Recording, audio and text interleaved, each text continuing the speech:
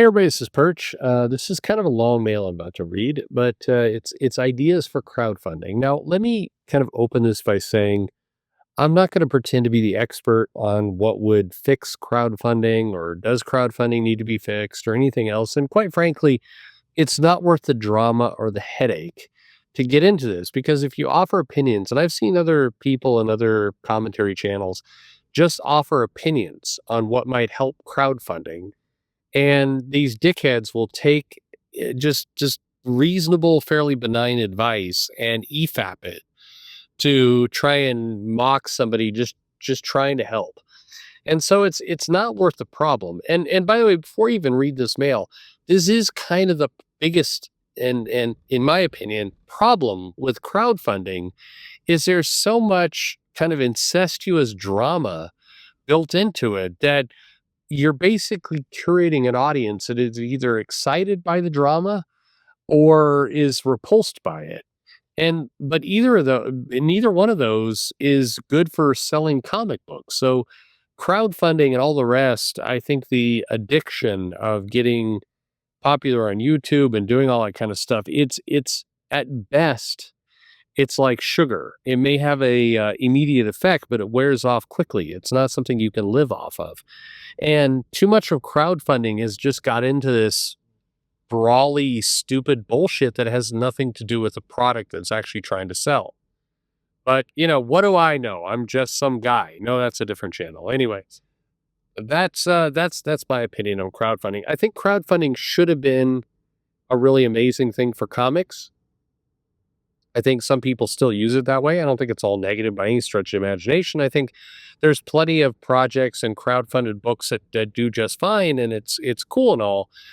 But there is just too much interpersonal dramatic bullshit wrapped up into it for it to be logical or sane. But anyway, let's read this mail. Here's somebody with a big idea on crowdfunding. So let's see what we got. It says, "Hello, Lord Perch Papatine. Perch Papatine. Okay. I hope all is well with life and family on your end, and I hope that the good Lord smiles Arby's Incorporated into cinders." So, you know what? I'm reading this all shitty. It says, "I hope the good Lord smites." That's a much better word. Arby's Incorporated into cinders and meat substitute. I mean, we can all hope. Blessed would that day be. Anyway, funny enough, I think your hate for Arby's would make a fun adventure story, kind of like Good Burger, Harold and Kumar, where the aim is to expose Arby's for its master plot of world dominance by expanding its meat-induced hive mind through its meat-like substance. It's funny. I've said this before, and it's not an exaggeration. If you saw the material that Arby's uses for meat, you like, no one would disagree with me on this topic. But anyway, let's keep going. The idea is yours, but want to know if you make it. I think it'd be cool. I'll do my best. Anyway, forgive me if this is long-winded. The reason for this mail is kind of in relation to the tangent I went on, and that's adventure stories, but particularly the way comic strips would produce them. Kind of in relation to the tangent I went on as adventure. Okay, got it. Sorry, I'm reading this dumb, and maybe it's just late at night, but whatever. With the advent of crowdfunding and the problems that go along with it, delivery and incentives, it makes me wary of where the reputation for crowdfunded books are heading. I think this is a problem, by the way. And what's funny is there's people who legitimately deliver mostly on time or generally, and they have the attitude of like, hey, you should wait for quality. The funny thing is, if your books are a little late and the person truly is trying to deliver quality, that's not the problem of crowdfunding. The problem is the kind of, well, I mean, it's everything I've just said. It's the drama and the bullshit and the everything but the comic that never seems to ever get delivered. That's the problem in crowdfunding. It's that the product itself, and nobody will just come out and admit it. I would like somebody to put something on Indiegogo where it's like, hey, in this campaign, we will make videos and create Twitter nonsense every single day. You may never get a comic book, but you will get that other shit. I would just be honest. That's what you're getting. And keep in mind, by the way, There's plenty of people who would sign up for that. Who'll be like, yeah, that's all I really want. I mean, the comic book is really annoying. So I don't really want to read the comic book. I mean, just make your product known. Anyway, back to the mail. It says these campaigns are usually a solo creator trying to get IP off the ground into readers' hands, through direct sales or retail middlemen. This, as you know, is the model for comic publishers, and since these are aspiring comic artists, they are following this fashion. But what if they're going about it the wrong way? I was and have been reading about comic strip artists and the business models for which they worked in through the syndicates for the past 100 years. I thank the late, great Ed Piscor for turning me into this with his Switchblade Stories endeavor. May he rest in peace. It's interesting, by the way. I think that Ed Piscor had a lot of pretty unique, pretty powerful things to say. I think some of that got buried within kind of the nonsense at the end, and it's not about Ed. The saddest part about all this is the nonsense other people brought that had nothing to do with Ed. It was the people who are like mocking and trashing Ed, and then the second Ed died, immediately did a 180, and we're like, oh my God, how the comic industry do this to him? Well, you did it, you bitch. You did it. You know exactly who I'm talking about. The people who did that shit, may they burn in hell. And for the love of God, don't call yourself a Christian. You are not. Anyway, I mean, look, no stones tossed. Everybody can be what they want to be, but you can't be a relentless bitch and mock somebody, and the second they die, immediately try and I'm going to be the master of their eulogy. You asshole! Fuck you. That's what I feel about that. Anyway, says the cartoonist back to the mail. The cartoonist business models seem to be more akin to what is going on with crowdfunding artists today, the pitch of an IP and the promise of an ongoing continuity. But there seems to be a few steps missing.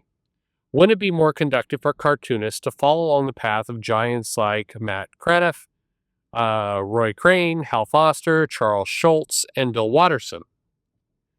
Yeah, maybe. The challenge is it takes a lot of discipline to be one of those people. I mean, it's easy to kind of look at the end result of a Charles Schultz or Bill Watterson and go, yeah, I can be that. And you forget about and they also showed up to work every day and got something done, whether they were sick or healthy or felt like it or not. And that's the part that a lot of people miss out on. Anyway. Again, back to the mail. So back then, the cartoonists would create a month's worth of story to pitch to the syndicates, who would then, upon approval, shop around to publishers to see who would pick them up. Upon that, the cartoonist would continue the strip during its run, and the publisher would be able to gauge the popularity of it. Thus, determining its success or failure, the process would take about a year or two. So I've learned from reading Bill Walker's Comics Since 1945. Yeah, the comic industry was more complicated. And by the way, one of the things that's particularly irritating is the comic industry was much more complicated in years past.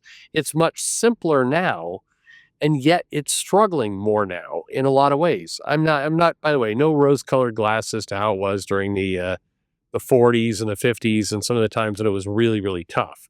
Don't get me wrong.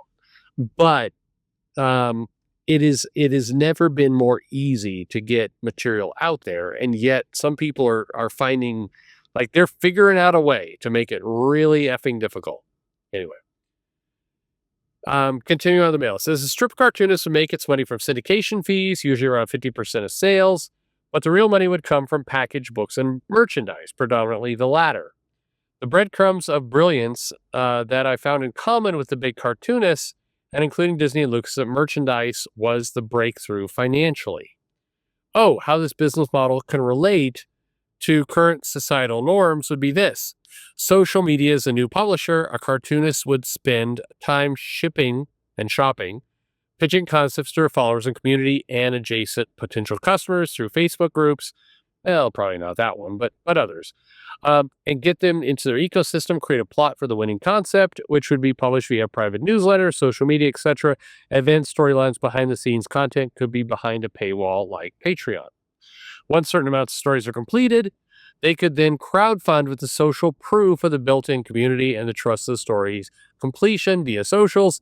While the audience waits for the printed copy, they can still continue the story along while they wait for their copy. Also, instead of variant covers, how about merch based on the story and campaign tiers? I'm going to summarize this simply. In other words, build a business, you asshole. Build a business. Sorry. A little bit too direct, but there you go.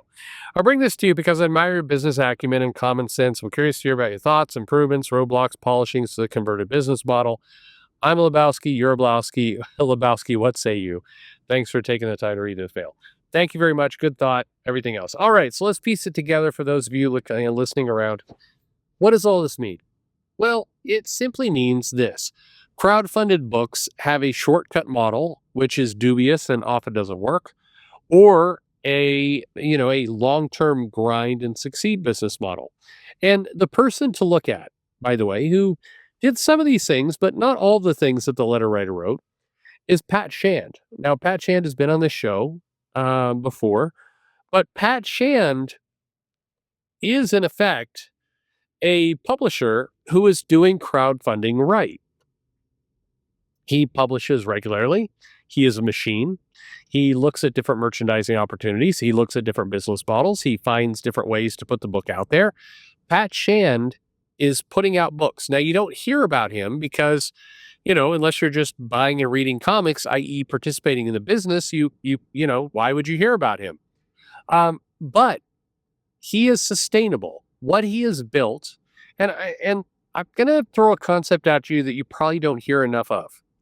And if you're old school, and I'm talking about you were, doing business school in the 90s or the early 2000s, you may have heard of this. This has fallen out of favor. So if you're in class or whatever else, I don't bring up what I'm telling you because it's unfashionable. And I to be honest, I don't completely understand why. But one of the things they used to teach is this. Think about time of death, meaning your company has ran out of money and you're out of business, and then determine what steps and how much time has occurred between time of death and where you are now. And to do this exercise, it kind of goes like this. You're crowdfunding a book. And in theory, you want to make lots of comics. You're going to crowdfund another book and another book and another book and another book. And at some point, you decide to take 2 years off and go visit the south of France. I don't know what you're doing with all your wealth, but you've decided to take a little break. How long of you taking a break does it take before your business is extinct? Meaning, I'm going to use Pat Shand as an example. He's putting out books, he's doing tons of crowdfunding activity, and it's successful. If Pat Shand stopped doing all of that, basically just said, fuck it, I'm done for a while, how long before his name is, basically back at zero and he has to start all over again? How long would it take for him to be dead and have to gain momentum? Because one of the things that Pat has going for him is his name and his company, his reputation precedes it.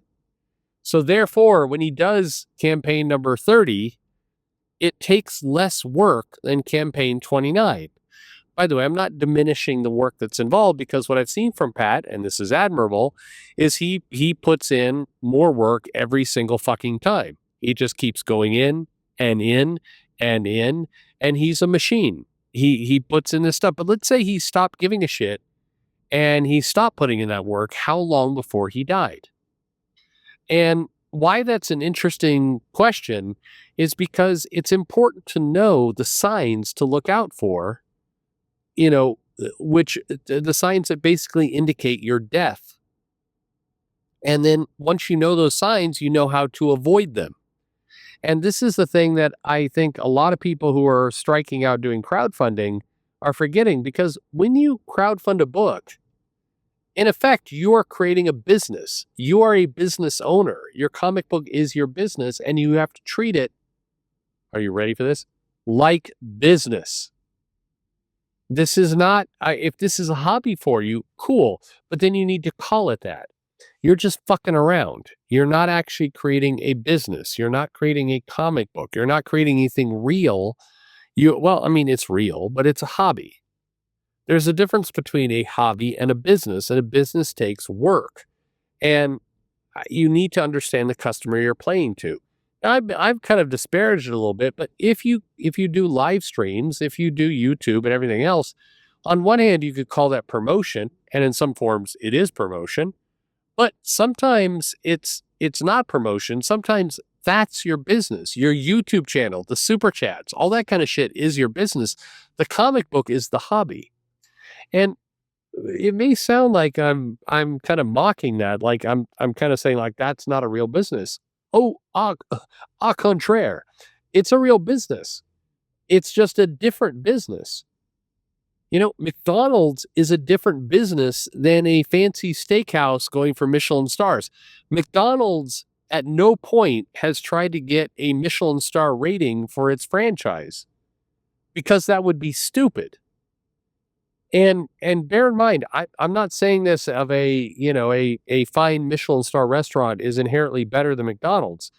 There's plenty of restaurants out there, 5-star restaurants, who would die for McDonald's, business. It's all in how you look at it. If you are creating a crowdfunding book because you want to be in the comic business, you want to be in a publisher, then you need to do it like Pat Shand. If you're wanting to create a YouTube media empire, well, I mean, there's a lot of people you can copy there, and that's totally fine too, but just know what you're doing. The biggest definition of insanity and doing it wrong and frankly failing is that you convince yourself that you are doing, that you're in the comic business, but really you're in the YouTube media business. Like be certain about what you're actually doing. That's how you're going to be successful. So back to the kind of the crowdfunding approach. Yeah, I mean, you do need to be thinking about these things. You need to be thinking about your world in the case of business. You're right that merchandise and licensing and some of these other elements were really what it took to go to that next level. You could make the argument that that's true of comics too. Yeah, I mean, prior to Disney buying Marvel, you had all of the Marvel comics, and the 90s were very strong and everybody loved comics, and you had the newsstand and all that kind of other stuff. But here's the crazy part. The Spider-Man license to the Electric Company, if you're super old, you remember this, that was worth more money than the comics in many, many cases. This is the one that really hurts me inside, but the Spider-Man Underoos line and the license that went on there, in many cases, brought in more money, was more profitable, more successful than Spider-Man the comic book. Now, granted, you needed one for the other, but this is where every business is slightly unique. Every industry has different elements to it. You got to find out what's right for you. If you're trying to crowdfund, it is a business. It is a job. It's not something you do every now and then. It's not something that you kind of throw up there and then, you every now and then kind of check in to see how it's going. It's a business. Well, put it this way. It should be a business. But you can treat it like a business or you can treat it like a hobby. That's up to you. It's your call. And there's no shame in both. My comic book is getting, by the way, you've been with me from this channel for how long? 6 years? I don't even know anymore. My comic, I think we're almost done. The comic I made. But let me make it real clear. I'm going to state it here because I guarantee the second that thing comes out, you all will be amazed at the douchebags that are going to come out of the woodwork to attack it because it's mine. You're going to get some real bullshit out of that. So I want to say it here first because it's the truth. It's a hobby. My comic is a hobby. You've heard on this channel before that I've said I'm investigating being a publisher. I am. I will do that. That will be a business. I am not going to mix up my personal hobby, my comic, with my business. The thing I've made has been a labor of love. It is a vanity project. It's something I've wanted to do because I wanted to prove it to myself. I've taken an exorbitant amount of time. It is not it will never be cash flow positive because I've invested way more time into it than is smart. But I did it for as a hobby. I did it as a labor of love. It's my thing. I don't really care at this point when it finally goes out if I make $1 off of it. I don't care. I needed to do it because I wanted to do it, to prove it to myself. That's what that is. It's a hobby. If you're crowdfunding, are you running a business? Is it a hobby? There is no wrong answer unless you're lying to yourself. Food for thought. Thanks for listening.